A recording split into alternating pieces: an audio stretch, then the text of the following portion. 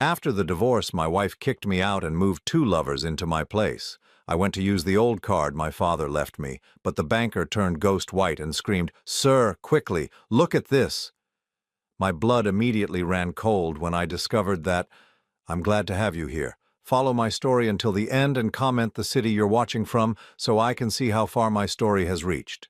My name is John, and at 56 years old, I thought I knew what rock bottom felt like. I was wrong. Rock bottom isn't losing your job or facing financial ruin.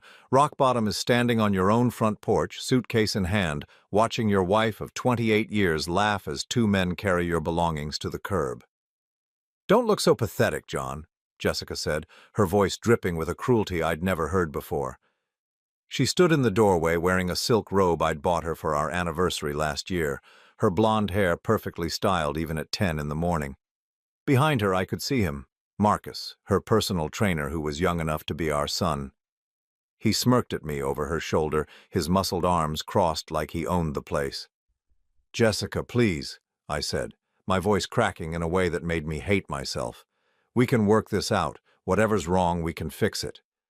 She laughed, and the sound cut through me like broken glass. "Fix it? John, you still don't get it, do you?" She stepped closer, close enough that I could smell her expensive perfume mixed with something else. Someone else. "There's nothing broken here except you. There never was anything to fix." 28 years of marriage. 28 years of believing we were building something together. I had worked 60-hour weeks at the manufacturing plant, saved every penny I could, skipped vacations and fancy dinners so we could pay off our mortgage early. I thought we were a team. "The house is mine, John," she continued, pulling a legal document from behind her back. "Daddy's lawyers made sure of that. You signed the papers yourself last month when you thought you were just updating our insurance beneficiaries." My stomach dropped as I recognized my own signature at the bottom of the page. She had tricked me into signing away my rights to our home, the place where we'd planned to grow old together. "You can't do this," I whispered. But even as I said it, I knew she already had. A second man appeared behind Marcus. Tony, I think she'd called him. He was older than Marcus, maybe 40, with the kind of confidence that comes from never having to work for anything real. He put his hand on Jessica's waist possessively, and she leaned into him like they'd been together for years. "Actually, she can," Tony said, his voice smooth and educated. "I should know. I'm the lawyer who drew up the papers." He smiled at me with perfect white teeth. "You might want to find somewhere else to be, John. We're expecting company later, and it might get loud." The humiliation burned through me like acid. Not only had she planned this betrayal, she'd recruited her lovers to participate in it. They were all standing there, watching me fall apart and enjoying every second of it. Where am I supposed to go? The words came out, broken and desperate. Jessica shrugged. "That's not my problem anymore. You're 56, John. Most men your age would have figured out how to take care of themselves by now."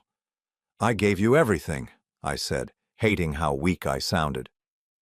"No," she said, her eyes cold as winter. "You gave me mediocrity. You gave me a life of settling for less. Did you really think I was going to spend my golden years stuck with someone who never had any ambition, someone who never wanted more than a paycheck and a mortgage payment?" The neighbors were watching now. Mrs. Patterson from across the street stood in her garden, pretending to tend her roses while she listened to every word. The Johnsons' teenage son was recording everything on his phone from their upstairs window. My humiliation was becoming neighborhood entertainment. "Please, Jessica, at least give me time to find somewhere to go." She checked her watch, the gold Rolex I'd saved 3 months to buy her for her 50th birthday. "You have until I finish my coffee. That's about 10 minutes. Marcus and Tony went back inside, leaving me standing there with my wife of nearly 3 decades. For a moment I thought I saw something flicker in her eyes. Maybe regret, maybe sympathy. But it was gone before I could be sure. "Why?" I asked. "After all these years, why now?"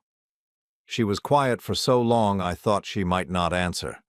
Then she spoke, and her words destroyed the last piece of hope I'd been clinging to.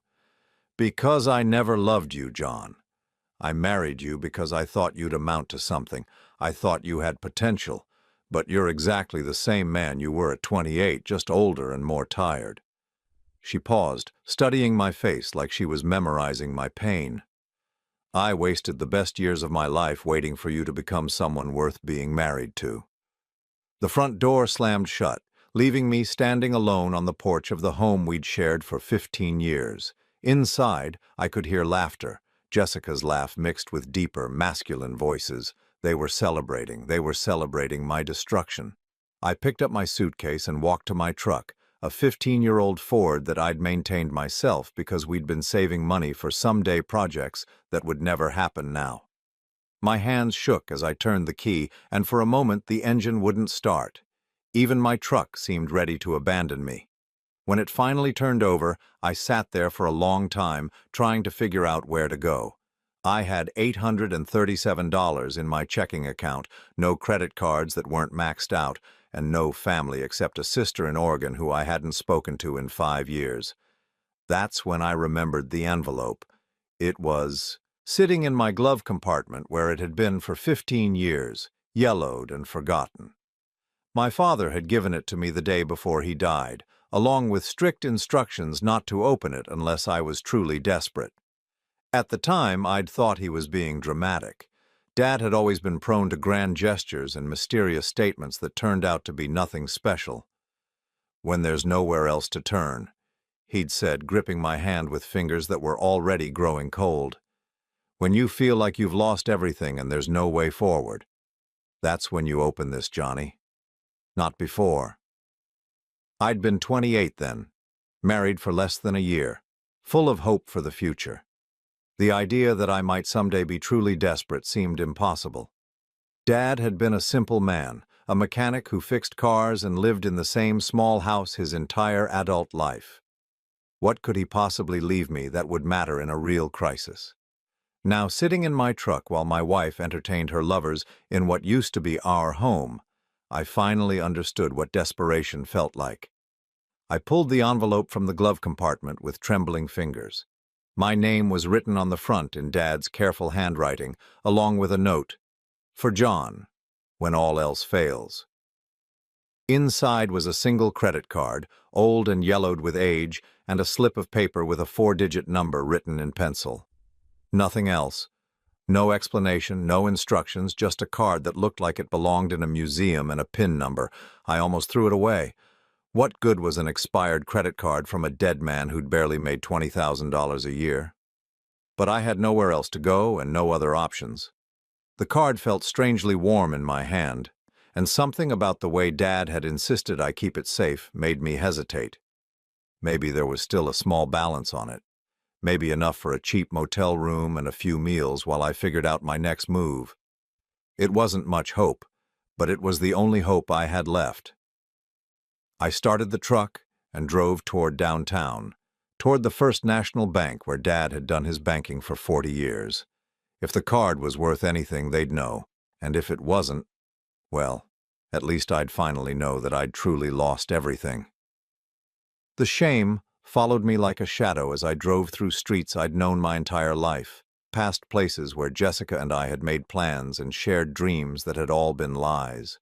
Every red light felt like another moment to drown in the humiliation of being discarded like garbage by the woman I'd loved with everything I had. But something else was growing alongside the shame, a cold, hard anger that I'd never felt before. Not at Jessica exactly, though God knew she deserved it. At myself. For being so blind, so trusting, so pathetically grateful for scraps of affection from someone who'd been planning my destruction for God only knew how long. I pulled into the bank parking lot with Dad's ancient credit card burning a hole in my pocket, wondering if this final desperate gamble would save me or just provide one last humiliation to cap off the worst day of my life. The First National Bank looked exactly the same as it had when I was a kid accompanying Dad on his monthly banking trips. Same marble floors, same brass fixtures, same smell of old money and fresh paperwork. But walking through those glass doors felt different now, like I was entering enemy territory instead of a place where my family had been customers for decades. The young teller at the front desk barely looked up when I approached. Her name tag read Madison, and she couldn't have been older than 25. She was filing her nails, clearly annoyed at being interrupted by actual banking business. "I need to check the balance on this account," I said, sliding Dad's ancient credit card across the counter. Madison glanced at the card and frowned. "Sir, this card is really old. Are you sure it's still active?" "I honestly don't know," I admitted. "It belonged to my father. He passed away 15 years ago." She sighed like I'd asked her to solve calculus and reluctantly picked up the card, turning it over in her hands. "The numbers are barely visible. I'm not even sure our system can read something this old." "Could you try, please? It's important." Something in my voice must have convinced her, because she stopped filing her nails and actually looked at me for the first time. I probably looked as desperate as I felt, unshaven, wearing the same clothes I'd slept in, carrying everything I owned in a single suitcase. "Okay, let me see what I can do."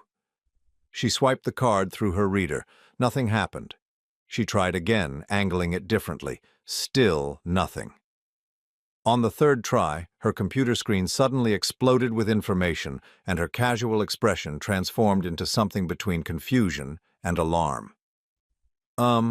She said, her voice suddenly small. "Can you hold on just 1 second?"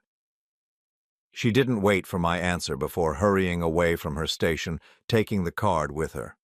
I watched her approach the manager's desk, a middle-aged man in an expensive suit who looked like he'd never missed a meal in his life. She whispered something to him, showing him the card, and I saw his face go white. He stood up so fast his chair rolled backward into the wall. Together they hurried back toward me, the manager's face growing more panicked with each step. "Sir," he said, slightly out of breath, "could you please come with me? There's something we need to discuss privately." My stomach clenched.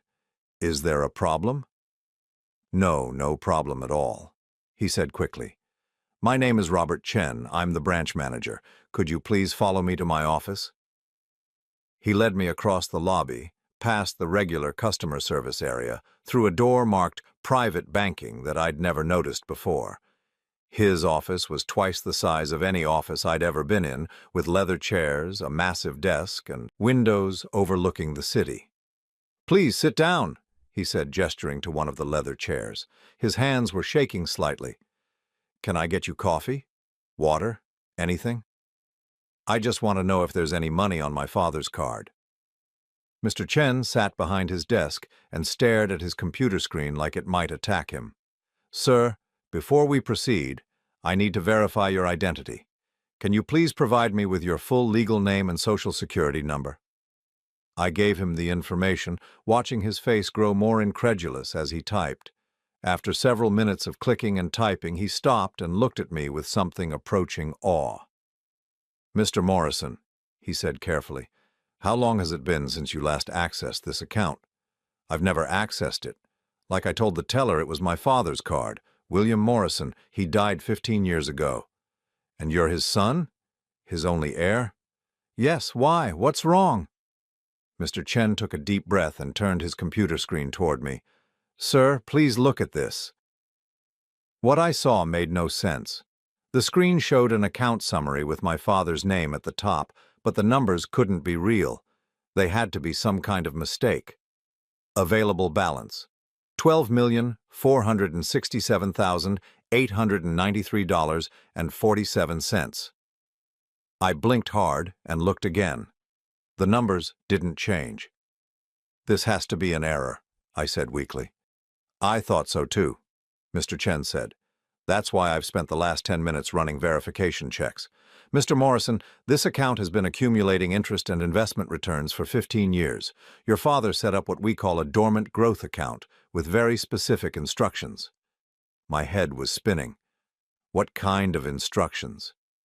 The account was designed to remain inactive until accessed by his heir, you, using this specific card and the PIN number he provided. During the dormant period, the principal amount was invested in a diversified portfolio managed by our private wealth division. "But my father was a mechanic," I said, still staring at the impossible numbers on the screen. "He lived in a 2-bedroom house. He drove a pickup truck that was older than I was." Where would he get $12 million? Mr. Chen's expression grew even more serious. Mr. Morrison, according to our records, your father initially deposited $800,000 when he opened this account 28 years ago. He made additional deposits totaling approximately $2.2 million over the following 13 years. That's impossible. My father never had that kind of money. Sir, Mr. Chen said gently, this account is connected to 17 different investment portfolios, 3 trust funds, and a network of international holdings.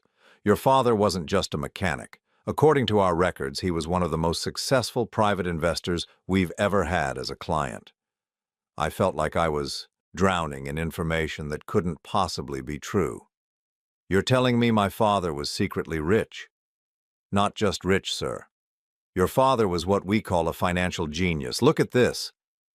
He turned the screen back toward himself and clicked through several pages. He bought Microsoft stock in 1986, Apple in 1997, Google in 2004, Amazon in 2001. Every major tech success story of the last 30 years he was invested in before anyone else. My hands were shaking as I tried to process what I was hearing. But he lived like he was poor. We all lived like we were poor. According to his notes in our system, that was intentional. He believed that showing wealth would make his family a target. He wanted you to learn the value of hard work and self-reliance before you inherited anything. What notes? Mr. Chen clicked his mouse several more times, then began reading from the screen. Upon my death, this account and all associated holdings should remain dormant until my son John has experienced true hardship and genuine need. Only when he has lost everything and has nowhere else to turn should this inheritance be revealed to him. It is my hope that by then he will have learned the difference between want and need and will use this gift wisely. The words hit me like a physical blow. My father had known. Somehow he'd known that someday I'd be exactly where I was right now, desperate, betrayed, with nothing left but the clothes on my back and an old credit card. There's more, Mr. Chen said quietly. Mr. Morrison, your father left specific instructions about what should happen when you finally access this account. Would you like me to read them? I nodded, not trusting my voice to work. When my son finally comes to you, he will be broken.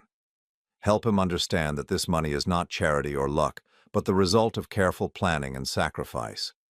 Tell him that every dollar I earned, every stock I bought, every investment I made was done with love for him and hope for his future.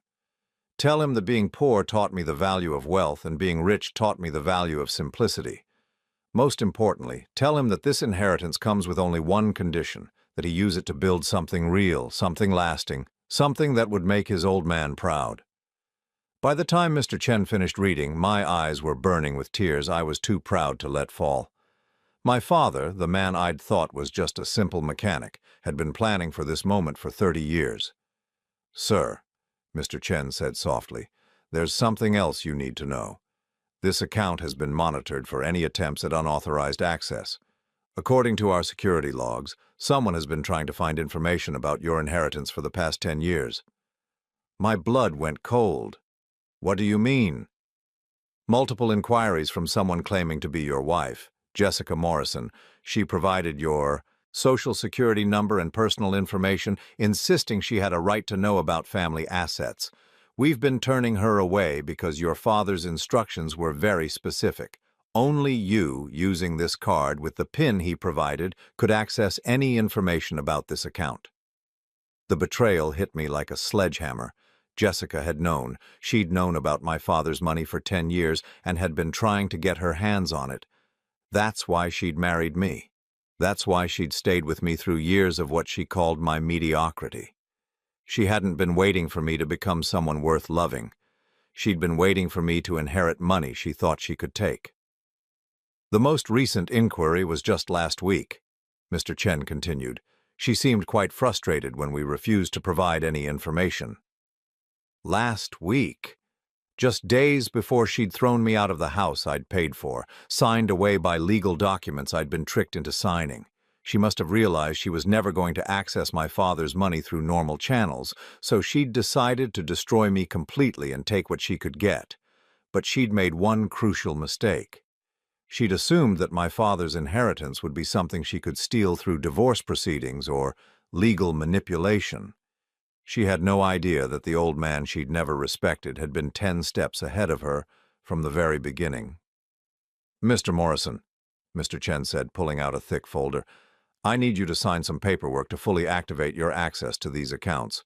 Once you do, you'll have complete control over $12,467,000, plus ongoing access to the investment portfolios that continue to generate returns."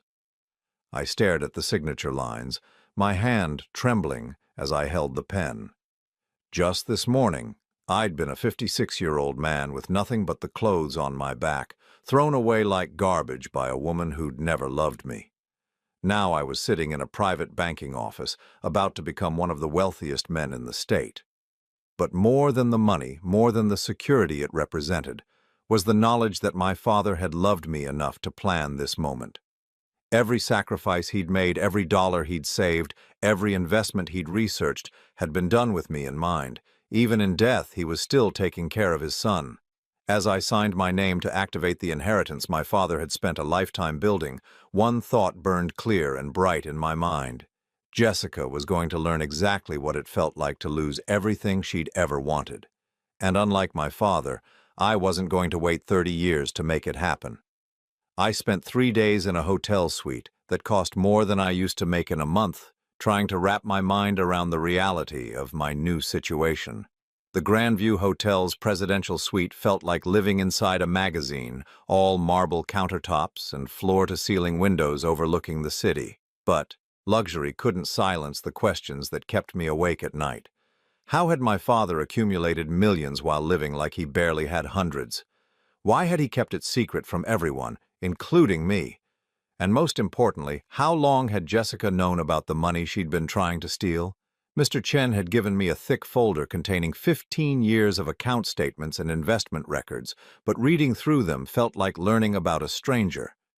The William Morrison in these documents bore no resemblance to the father I thought I knew.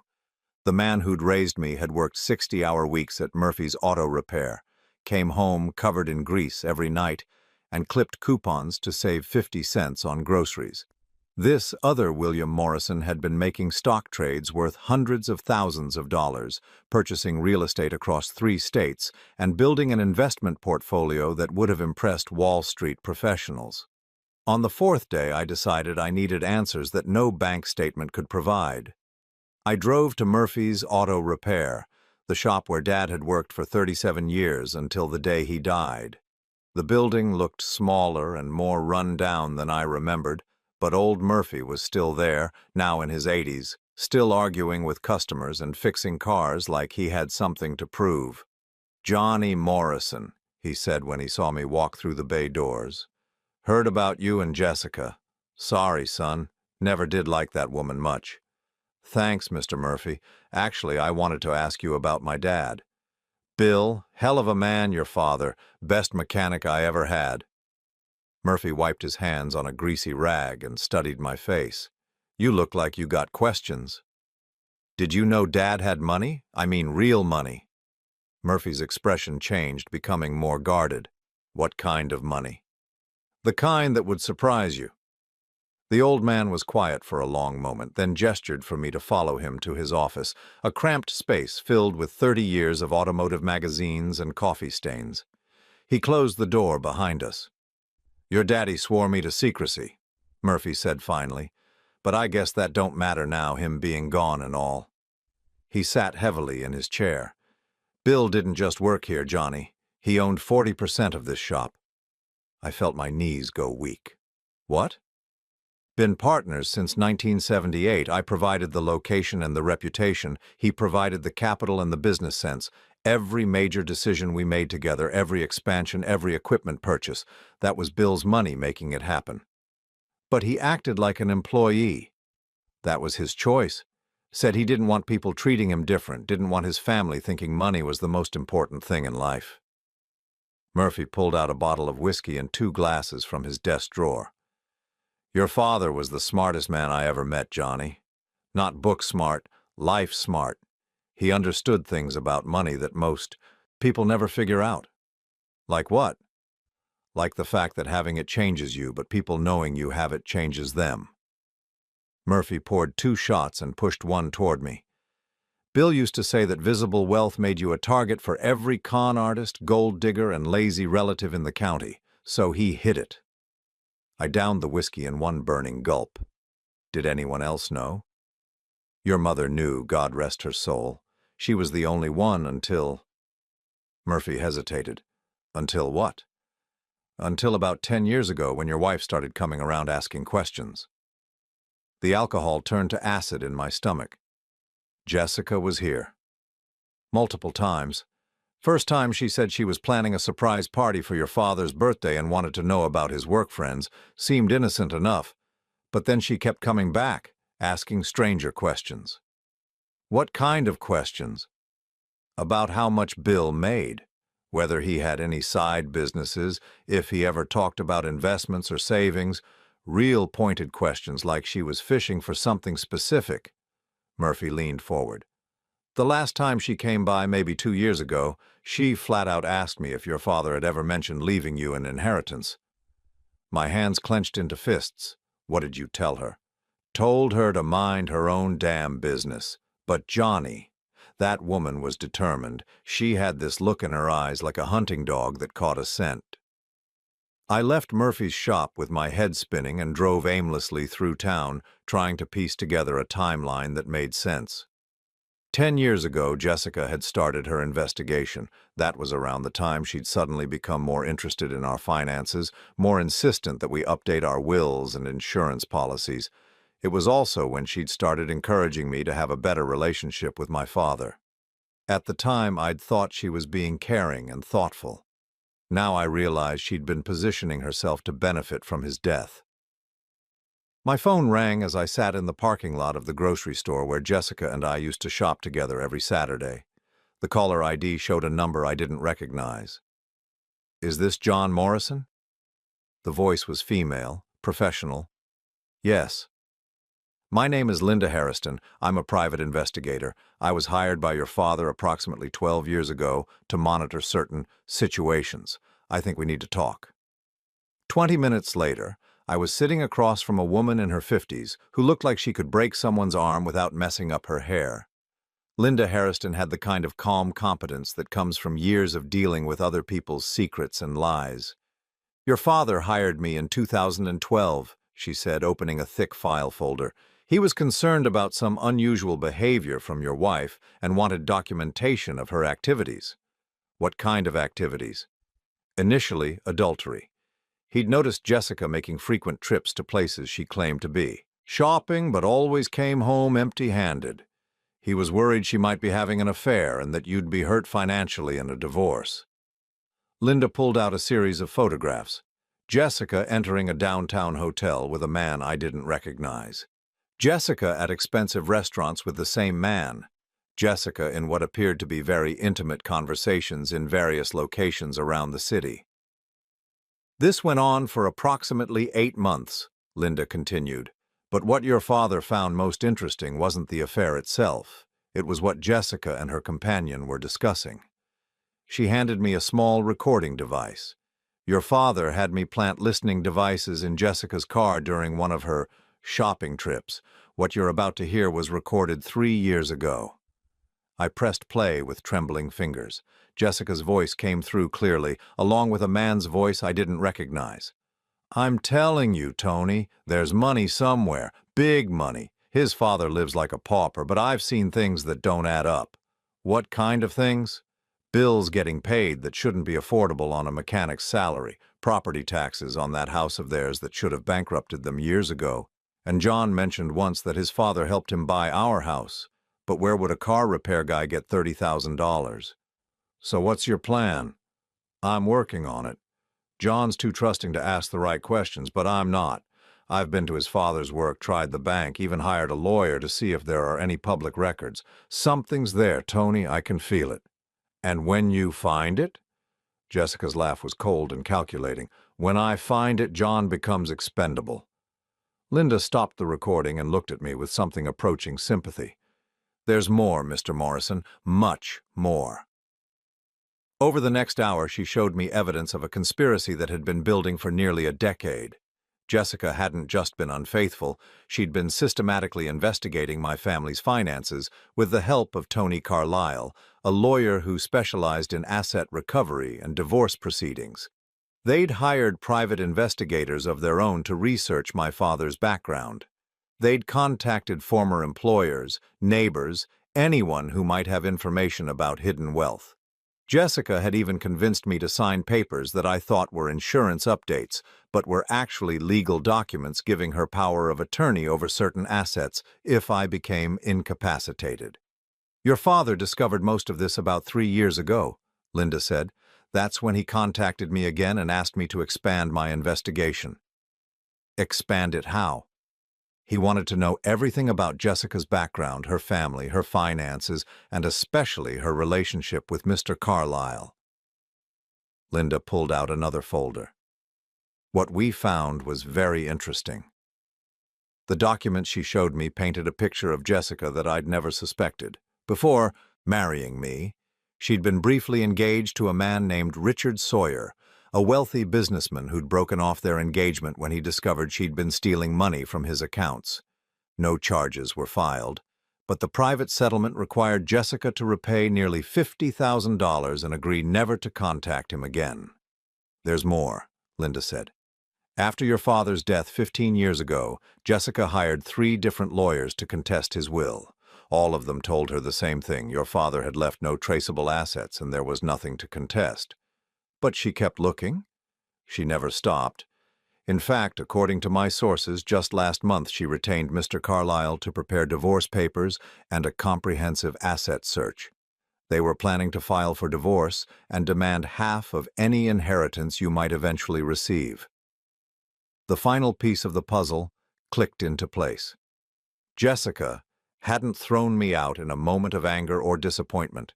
She'd been planning this for months, maybe years. The humiliation, the timing, the way she'd already had Tony and Marcus ready to move in, it had all been carefully orchestrated. "Mr. Morrison," Linda said quietly, "your father left specific instructions about what should happen if Jessica ever tried to claim his inheritance." "What instructions?" She handed me a sealed envelope with my name written in Dad's familiar handwriting. "He said to give you this only after you'd learned the full truth about your wife's intentions." Inside was a single sheet of paper with a message that made my blood run cold. "Johnny, if you're reading this, it means Jessica showed her true colors just like I thought she would. The money I left you isn't just an inheritance, son, it's ammunition. Use it wisely and remember what I always told you. The best revenge isn't getting mad, it's getting even. Your loving father, Bill." Beneath his signature was an address I'd never seen before, along with a safety deposit box number and a key taped to the bottom of the page. As I sat in Linda Harriston's office, holding my father's final message, I finally understood the game Jessica had been playing. She'd spent 10 years positioning herself to steal an inheritance she thought would make her rich. She'd destroyed our marriage, humiliated me in front of our neighbors, and conspired with her lovers to leave me with nothing. But she'd made one critical error. She'd assumed my father was a simple man who'd leave behind a simple inheritance that could be stolen through legal manipulation and careful planning. She had no idea that the old mechanic she'd never bothered to respect had been playing chess while she was playing checkers. And now it was my move. The address my father had left led me to a storage facility on the outskirts of town, the kind of place where people keep things they can't bear to throw away, but don't want cluttering their daily lives. Unit 47 was climate-controlled and larger than my first apartment, filled with filing cabinets, boxes, and a desk that looked like it belonged in a corporate boardroom. This was my father's secret office, the place where the mechanic became the investor, where William Morrison had built an empire while the world thought he was just fixing carburetors and changing oil. I spent 6 hours going through his files, and what I found changed everything I thought I knew about my life, my marriage, and the people I'd trusted most. Dad had kept meticulous records of every phone call Jessica had made to his workplace, every visit she'd paid to Murphy's shop, every attempt she'd made to access information about our family's finances. He'd documented her meetings with lawyers, private investigators, and financial consultants. He'd even somehow obtained copies of the divorce papers she'd had prepared 2 years ago, papers that demanded half of all assets, including anticipated inheritance from family members. But Jessica wasn't the only one who'd been hunting for my father's money. In a folder marked Family Concerns, I found a correspondence file that made my stomach turn. My sister Margaret, who lived in Oregon and who I'd barely spoken to in 5 years, had been in regular contact with Jessica for the past 8 years. They'd been coordinating their efforts to find Dad's hidden assets. The earliest letter was dated 3 months after Dad's funeral. Margaret's handwriting was unmistakable. Jessica, I know you're as frustrated as I am about Dad's will. There's no way he lived that frugally and died with nothing to leave us. He was hiding money somewhere, and we need to work together to find it. John's too sentimental and trusting to ask the hard questions, but we're not. Their correspondence revealed a conspiracy that went far deeper than adultery or gold digging. Margaret had been providing Jessica with family information, childhood stories about Dad's habits, memories of him counting large amounts of cash when we were kids, details about his private conversations that only family would know. In exchange, Jessica had been funding Margaret's investigation efforts. I found bank records showing that Jessica had sent my sister nearly $25,000 over the past 5 years. Money that Margaret had used to hire genealogy researchers, private investigators, and legal consultants to trace Dad's financial history. They'd discovered that Dad owned property in Oregon under Margaret's current address. They'd found records of stock purchases made through brokerages in cities we'd visited during family vacations. They'd even located 3 banks where Dad had maintained accounts under variations of his name. But the most damning evidence was in a folder labeled Contingency Plans. Jessica and Margaret had prepared for multiple scenarios. If Dad's inheritance was discovered before his death, they planned to have him declared incompetent and take control as his caregivers. If the inheritance was revealed after his death, they intended to contest the will by claiming he'd been mentally ill and manipulated by outside influences, namely me. If those strategies failed, they had a backup plan that made my blood run cold. They intended to have me declared mentally unstable following Dad's death, using my grief and emotional state as evidence that I was unfit to manage large amounts of money. Margaret would step in as my next of kin and closest family member to manage the inheritance for my own protection. The final document in the folder was a letter dated just 3 weeks ago, written in Jessica's handwriting. Margaret, it's time to move forward with the final plan. John's becoming suspicious about the divorce papers, and I can't keep pretending much longer. I'm going to force him out of the house this week and let Tony move in officially. Once John's out and desperate, we'll push him toward a breakdown that gives you legal grounds to take control of any inheritance that surfaces. The house is already in my name thanks to those papers he signed, so he'll have nothing left but whatever Dad might have hidden. When that comes to light, you'll be there to help him manage it. I sat in that storage unit until well past midnight, reading through 15 years of documentation that painted a picture of betrayal so systematic and complete that it took my breath away. This wasn't a marriage that had gone bad or a family that had grown apart. This was a carefully orchestrated long-term fraud, and I had been the target from the very beginning. The next morning, I drove to the safety deposit box that Dad's key opened. The First National Bank's vault manager, a woman in her 60s who remembered my father, led me to box number 218 in the secured area of their basement. "Your father was very specific about this box," she said as she inserted her master key. "He left instructions that it should only be opened by you personally, and only after you'd inherited his primary accounts." Inside the box was another world of secrets that my father had hidden for decades. There were photographs of Jessica that I'd never seen before, surveillance pictures of her entering hotels, meeting with men I didn't recognize, and engaging in activities that clearly predated our marriage by several years. Some of the photos were time-stamped from our honeymoon period when I'd thought we were building a life together based on love and trust. There were legal documents showing that Jessica had tried to open credit accounts using my father's personal information, including his social security number and employment history. She'd been denied because Dad had placed fraud alerts on his credit file, but the attempts were documented. Most shocking were the recorded phone conversations. Dad had somehow obtained recordings of Jessica's phone calls with Margaret, with Tony Carlisle, and with other people I didn't recognize. The conversations spanned 8 years and revealed a level of manipulation and calculation that I'd never imagined possible. In one recording from 4 years ago, Jessica was talking to someone named Dr. Richards about prescription medications that could cause memory problems and confusion.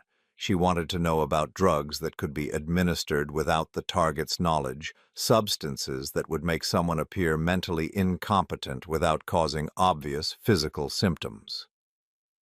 "I need something subtle," her voice said through the small speaker. "Something that would make an older man seem forgetful and disoriented, but not obviously poisoned. It's for a family situation. We're concerned about my father-in-law's mental state, and we want to document his decline for legal purposes." My father had been protecting himself from being drugged and manipulated by my own wife. Another recording, this one more recent, captured a conversation between Jessica and Margaret about the timing of Dad's death. "He's getting suspicious," Jessica said. "I think he knows we've been investigating his finances. Tony thinks we should speed up our timeline." "What does that mean?" Margaret's voice was fuzzy but audible.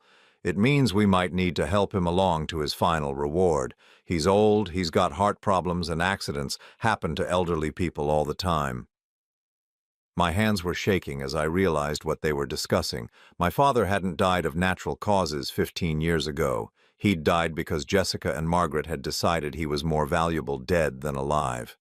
The final item in the safety deposit box was a letter addressed to me, dated just 1 week before Dad's death. "Johnny. If you're reading this, it means they finally succeeded in killing me.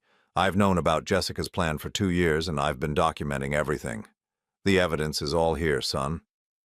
Jessica poisoned me, gradually with digitalis, a heart medication that's undetectable in normal doses but fatal when accumulated over time.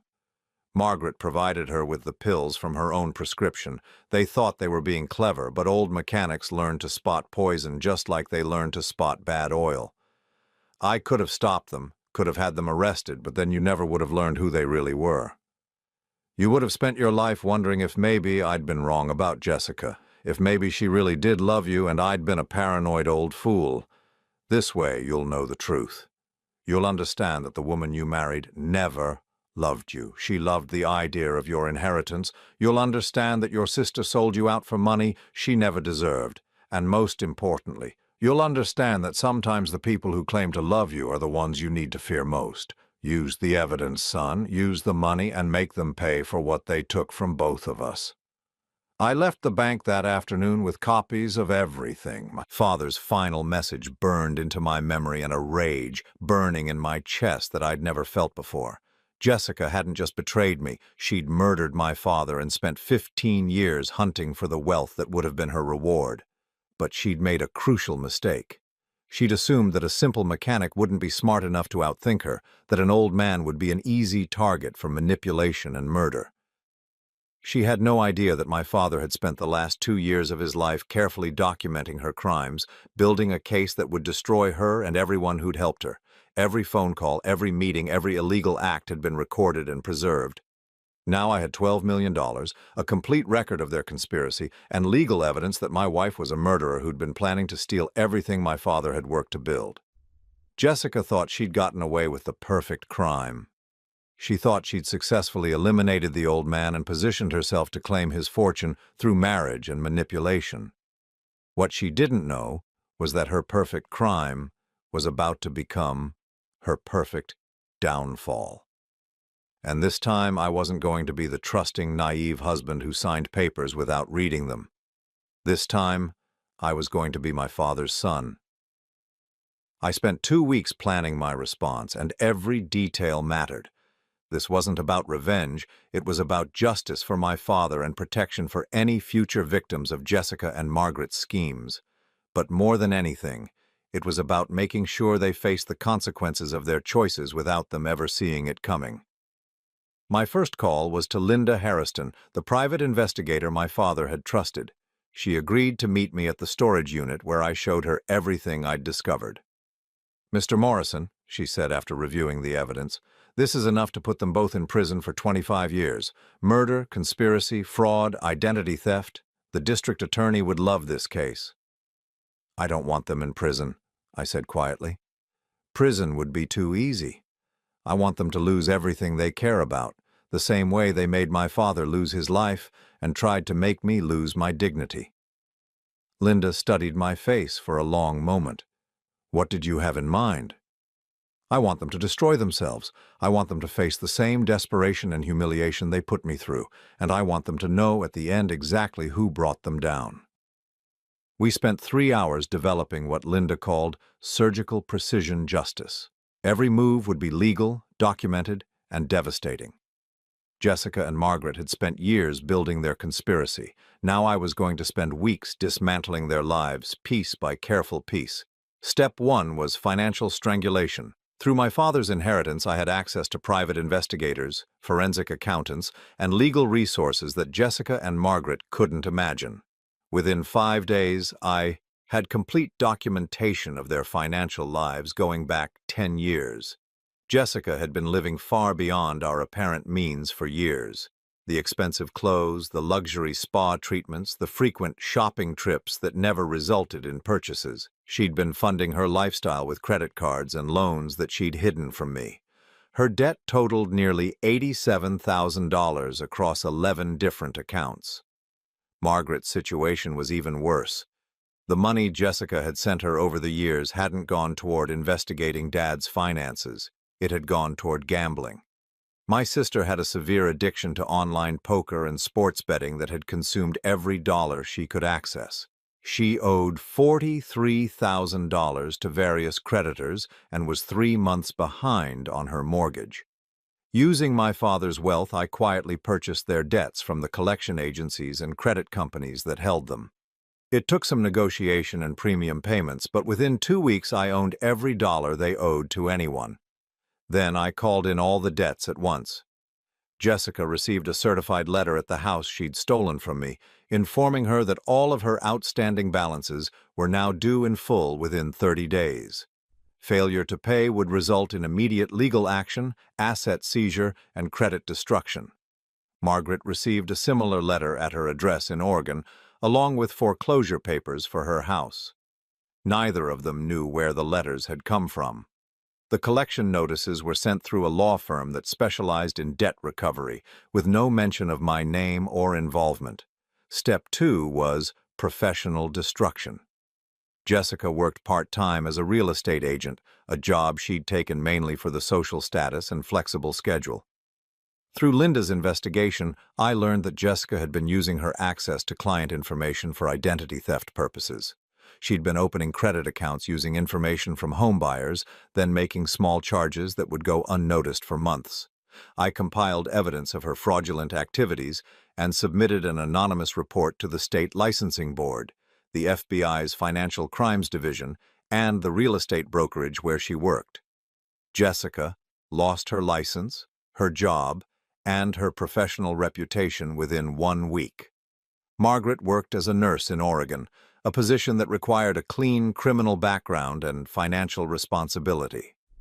I sent evidence of her gambling addiction, debt problems, and conspiracy activities to the Oregon State Board of Nursing.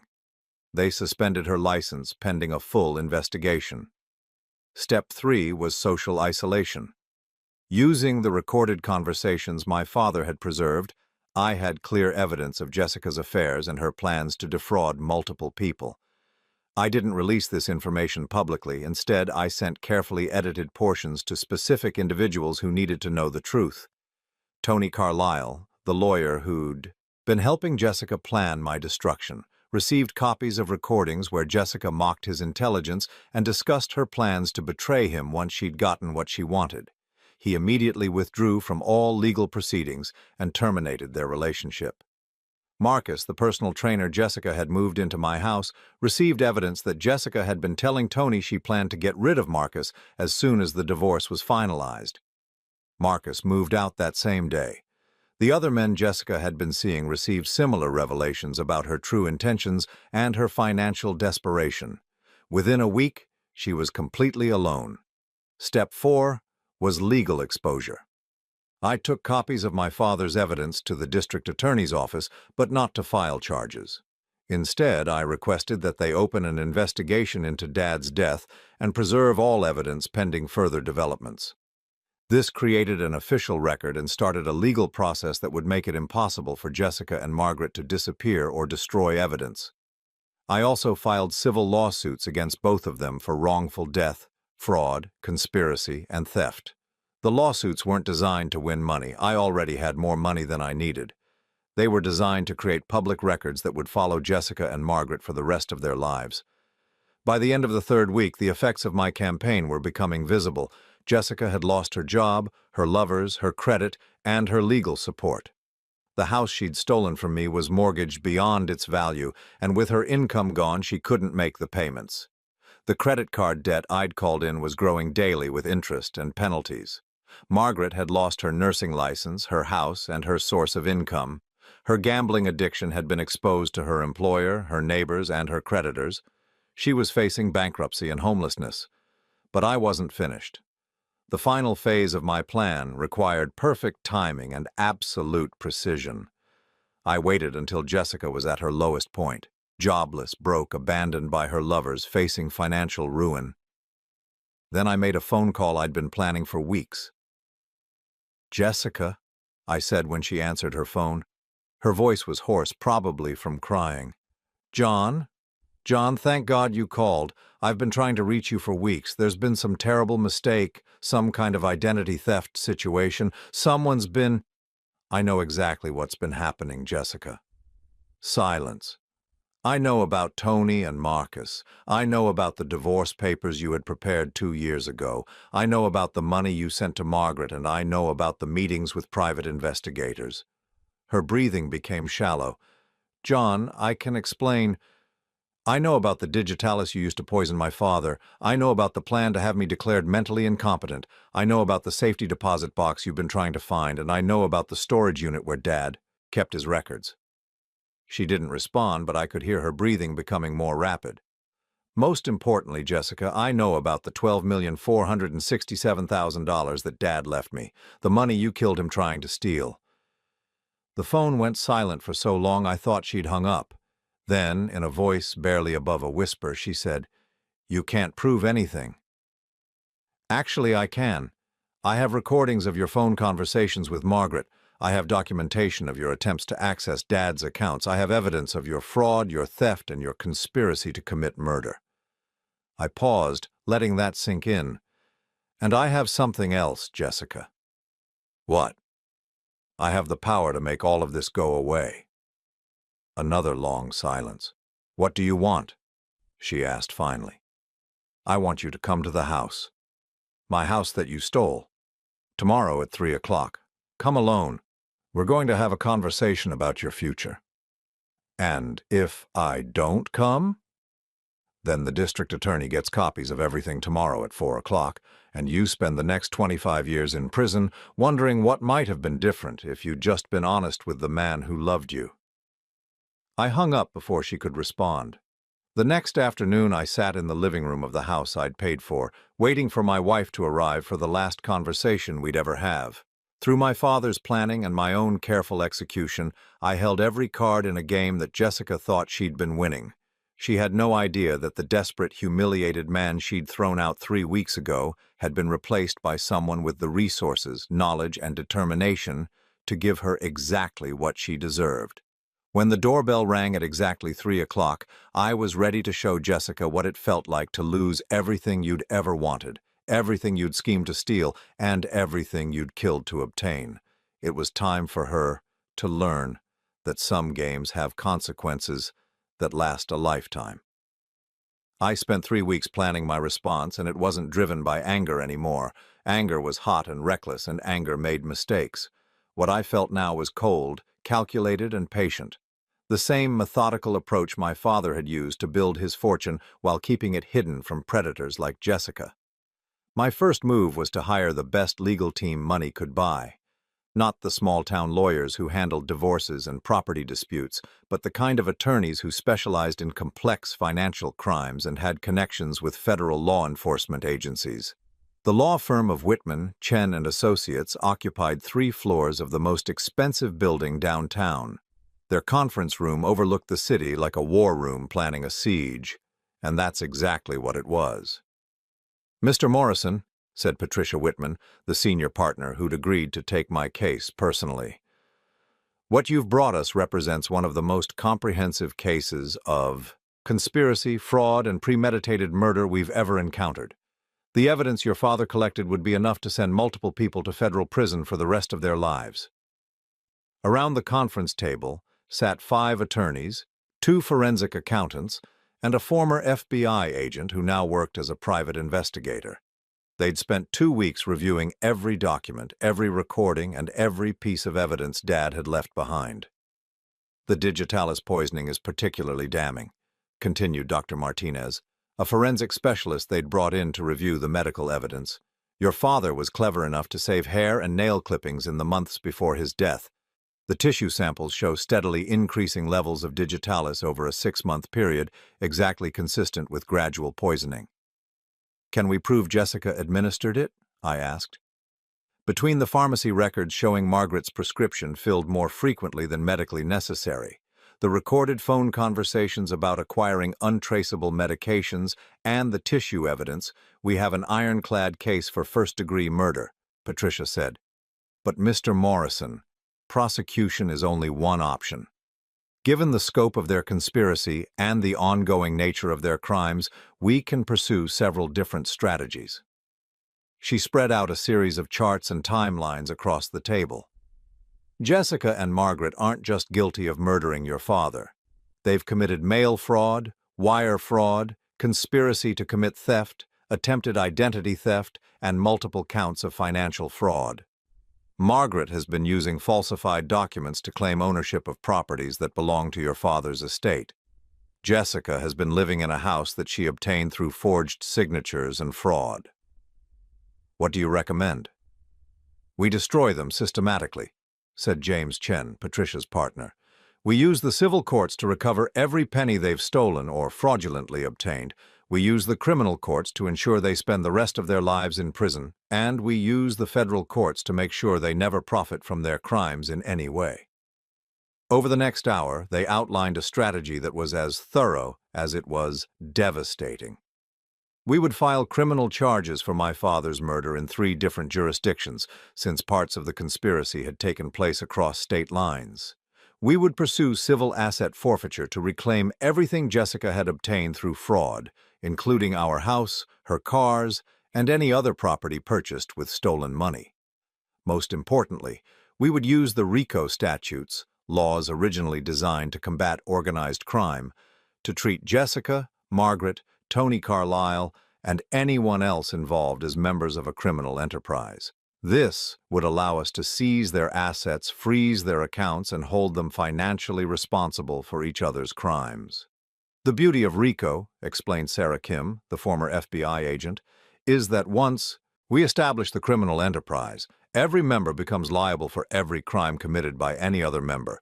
Jessica becomes responsible for Margaret's fraud in Oregon. Margaret becomes responsible for Jessica's murder of your father. Tony becomes responsible for all of it." "How long will this take?" "The criminal cases could take 2 to 3 years to fully resolve," Patricia said, "but the civil asset forfeiture can begin immediately. We can freeze their assets and seize their property within 72 hours of filing the paperwork." "And in the meantime?" Patricia smiled, and it wasn't a pleasant expression. "In the meantime, we make their lives as difficult as they've made yours." The next phase of the plan was more personal. While the lawyers handled the legal aspects, I had my own work to do. Jessica had built her conspiracy on the assumption that she was smarter than everyone around her, that she could manipulate and deceive without consequences. She'd gotten away with murder for 15 years because she thought no one would ever discover the truth. But she'd made one critical error. She'd underestimated my father, and now she was underestimating me. My first target was Tony Carlisle, the lawyer who'd been helping Jessica plan my destruction. According to Linda Harriston's investigation, Tony specialized in what he called lifestyle divorces, helping wealthy wives divorce their husbands while hiding assets and manipulating the legal system to maximize their settlements. What Tony didn't know was that several of his previous clients had been unhappy with his services, and one of them was willing to talk to investigators about his methods.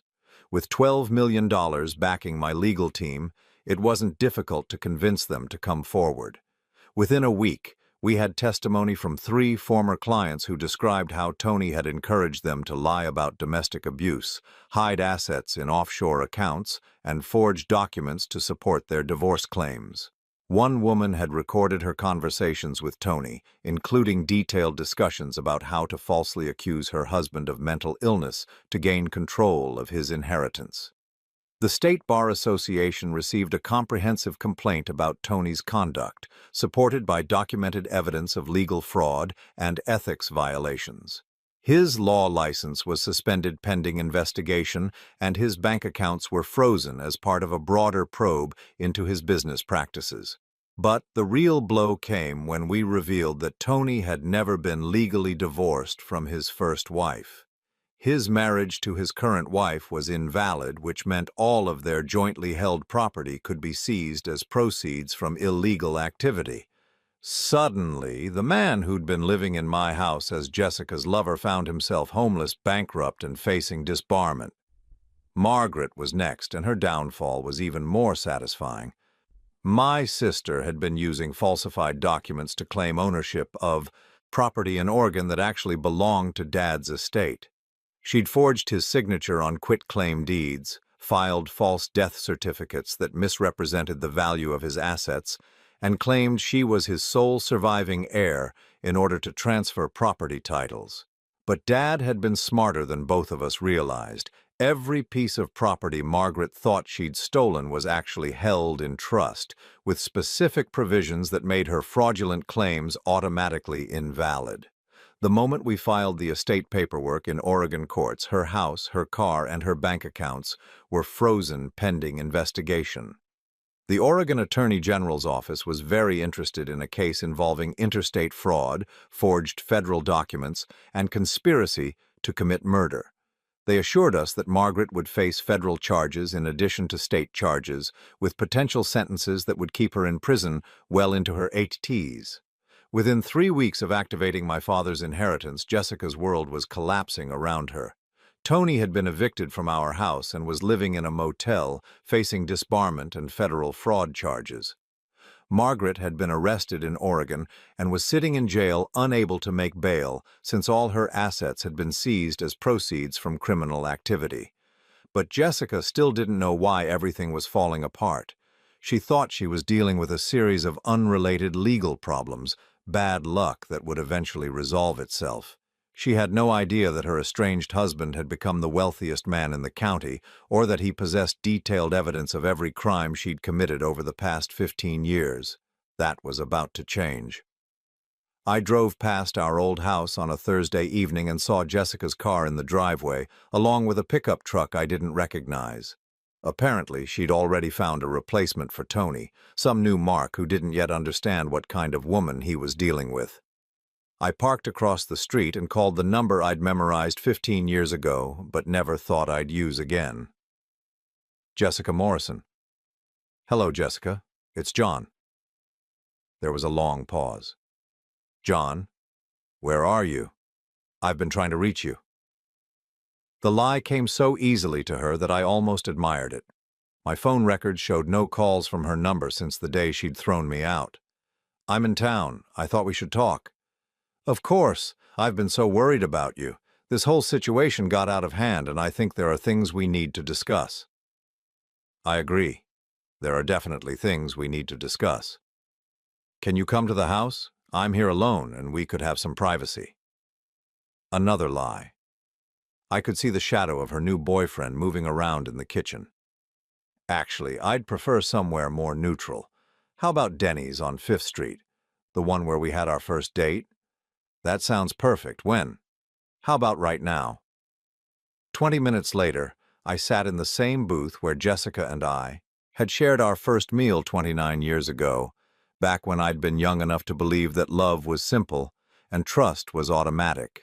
She arrived exactly on time, dressed in the kind of expensive outfit that should have been impossible on an unemployed woman's budget. She slid into the seat across from me, and for just a moment I saw a flicker of the woman I'd thought I'd married. Beautiful, confident, seemingly warm and caring. "John," she said, reaching across the table to touch my hand. "I'm so glad you called. I've been hoping we could work this out." I didn't pull my hand away. "Work what out, Jessica?" "This whole misunderstanding. I know things got heated the other day and I said some things I didn't mean. But we're adults, we're married, and I think we can find a way to move forward together." "Move forward?" "I've been thinking about what you said, about us building something together. Maybe it's time we looked at new opportunities, new ways to secure our future." She was already planning her next con, already working the angles to find out if I'd discovered any inheritance worth stealing. "What kind of opportunities?" "Well, I know this sounds morbid, but with your father gone all these years, there might be assets or accounts that we never properly investigated. Maybe it's time we hired a lawyer to look into the estate more thoroughly." I almost laughed. Even now, even after everything that had happened, she was still hunting for my father's money. She had no idea that she was sitting across from the heir to $12 million, trying to convince him to hire lawyers to find wealth that was already in his bank account. "That's an interesting idea," I said. "But Jessica, before we talk about the future, I think we need to discuss the past." Her smile flickered slightly. "What do you mean?" "I mean Margaret, I mean Tony. I mean the $25,000 you've sent my sister over the past 5 years. I mean the digitalis you used to poison my father." The color drained from her face so fast that I thought she might faint. She pulled her hand away from mine like I'd suddenly caught fire. "I don't know what you're talking about." "Yes, you do. You know exactly what I'm talking about. The question is, what are you going to do about it?" Jessica's eyes darted around the restaurant like a trapped animal looking for an escape route. Her breathing became shallow and rapid, and her hands started trembling. "John, you're scaring me. I think you might be having some kind of breakdown." Even now, even caught red-handed, she was trying to manipulate me, trying to convince me that I was the problem, that my own perceptions couldn't be trusted. "The only breakdown happening here is yours, Jessica. Your conspiracy is finished. Tony's been disbarred and is facing federal charges. Margaret's in jail in Oregon, and you—" I leaned forward, lowering my voice to a whisper. "You're going to spend the rest of your life in prison for murdering my father." She stood up so abruptly that her chair fell backward, drawing stares from other customers. For a moment I thought she might run, but instead she leaned over the table, her face twisted with a rage and desperation I'd never seen before. "You can't prove anything," she hissed. "You're a pathetic 56-year-old man with nothing. No money, no job, no future. Nobody's going to believe anything you say." I smiled and pulled out my phone, showing her the bank app with my account balance displayed clearly on the screen. $12,467,893.47, I said quietly. "That's what my father left me, Jessica. That's what you killed him for, and that's what's going to destroy you." For the first time in 29 years, Jessica Morrison was completely speechless. Jessica looked like a ghost when I opened the door. Her expensive blonde highlights had grown out, revealing gray roots she'd never let show before. Her designer clothes had been replaced by a simple black dress that hung loosely on her frame. Most telling of all, she wasn't wearing makeup, something I'd never seen in 28 years of marriage. "Hello, John," she said quietly, her voice barely above a whisper. I stepped aside to let her enter the house she'd stolen from me, the house where she'd planned to live with her lovers while I rotted in poverty and despair. She moved through the living room like someone visiting a crime scene, touching familiar objects as if they might disappear. "Sit down," I said, gesturing to the couch where we'd once watched movies together during happier times that I now knew had been completely fabricated. She sat on the edge of the cushions, her hands folded in her lap, her eyes fixed on the coffee table we'd picked out together 15 years ago. "How long have you known?" she asked. "About the inheritance? 3 weeks? About your conspiracy with Margaret? 2 weeks? About my father's murder?" I paused, watching her face carefully. "Long enough?" She closed her eyes, and for a moment I thought she might cry, but when she opened them again, they were dry and resigned. "What happens now?" "That depends on you." I sat across from her in my father's old recliner, the chair where he'd taught me to tie my shoes and helped me with homework and shared the wisdom that had shaped the man I'd become. From this chair, I could see everything. Jessica's fear, her desperation, and the complete collapse of the facade she'd maintained for nearly 3 decades. "I have 2 offers for you," I said. "Choose carefully because you'll have to live with the consequences for the rest of your life." She looked up at me with something I'd never seen in her eyes before, genuine fear mixed with the faint hope that maybe, somehow, she might survive this. "Option 1, I continued, "I give the district attorney everything, the recordings, the financial evidence, the documentation of your fraud and identity theft. You and Margaret both go to prison for murder, conspiracy, and theft. You lose everything, spend the next 25 years behind bars, and die knowing that you destroyed your life for money you never got to enjoy." Jessica's hands began to tremble. "And option 2? You disappear. You sign papers giving up any claim to this house, any claim to alimony or spousal support, any claim to anything I own or might inherit. You take nothing except the clothes on your back. You leave this town, this state, and you never contact me again. In exchange, I don't press charges." "What about Margaret?" "Margaret made her own choices. She'll face her own consequences." Jessica stared at me for a long moment, and I could see her mind working, calculating, trying to find some angle she could exploit. It was the same look she'd had when she thought I was signing insurance papers that were actually property transfers. "If I choose option 2, she said slowly, "how do I know you won't change your mind later? How do I know you won't decide to have me arrested anyway?" I reached into my jacket and pulled out an envelope containing documents I'd had prepared by the best lawyer my father's money could buy.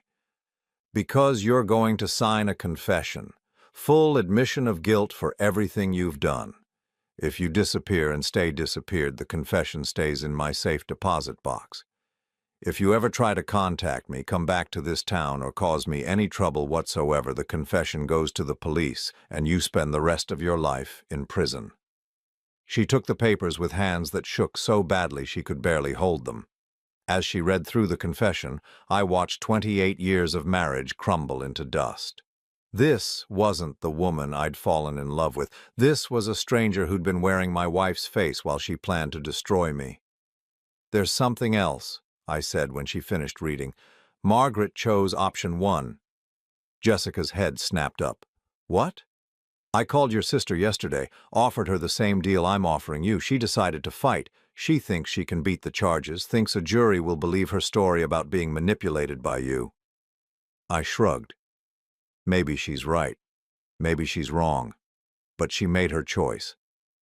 "You're lying. Check your phone. I believe Margaret tried to call you several times last night from the county jail." Jessica fumbled for her phone, her fingers shaking as she scrolled through missed calls.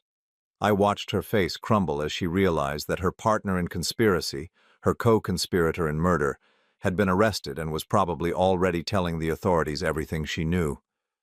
"She'll testify against me," Jessica whispered. "That's Margaret's choice. Your choice is simpler. Sign the papers and walk away, or join your sister in a federal prison." The silence stretched between us like a chasm. In that quiet, I thought about my father, about the years he'd spent protecting me from the truth about the woman I'd married. I thought about the love and trust I'd wasted on someone who'd been planning my destruction from the moment she said, "I do." But mostly I thought about the future, my future, free from the weight of their lies, free from the burden of trying to earn love from people who were incapable of giving it.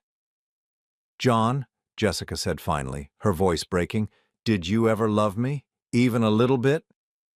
The question hung in the air between us. For 28 years, I'd believed we were building something together. I'd worked extra hours to pay for her clothes, skipped vacations to save for our house, and planned a retirement we'd never share. I'd loved her with everything I had, but the woman I'd loved had never existed. "I loved who I thought you were," I said honestly. "I grieved for that woman when I found out the truth. But you, the real you, the woman who murdered my father and spent 10 years planning to steal his money? No, Jessica, I never loved you because I never knew you existed." She broke then, finally. 28 years of pretense collapsed into sobs that shook her entire body. She cried for the life she'd built on lies, for the conspiracy that had failed, and for the future she'd lost when she chose greed over love. I felt nothing. No satisfaction, no pity, no regret, just an emptiness where 28 years of false emotion had finally been drained away. When she recovered enough to hold a pen, she signed the confession and the legal documents that severed every connection between us. She signed away her rights to the house, to alimony, to any claim on my inheritance or my future. She signed away 28 years of marriage as if they'd never happened. Because in any way that mattered, they hadn't. "Where will you go?" I asked as she prepared to leave. "I don't know," she said, wiping her eyes with the back of her hand. "I have a sister in Florida who might let me stay with her for a while, if I tell her the right story." "Don't tell her any story," I said. "Tell her the truth. You might find it's easier to keep track of."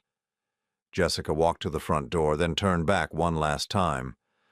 "John, I'm sorry. For what it's worth, I really am sorry." "No, you're not," I said quietly. "You're sorry you got caught. There's a difference." She left without another word, closing the door behind her with a soft click that echoed through the house like a period at the end of a very long, very painful sentence. 6 months later, I was standing in the garden behind the house my father had secretly owned for 20 years, watching the sunrise through maple trees he'd planted the year I was born.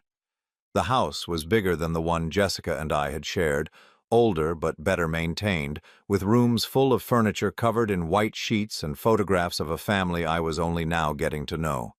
Dad had left detailed instructions about this house too, along with letters explaining why he'd kept it secret, why he'd maintained our smaller home as a facade, and why he'd wanted me to discover this place only after I'd learned the truth about Jessica and Margaret. "This is your real inheritance, Johnny," his final letter had said. "Not the money, though that's nice to have. Not the investments, though they'll keep you comfortable. Your real inheritance is the knowledge that you come from people who work hard, plan carefully, and protect the people they love.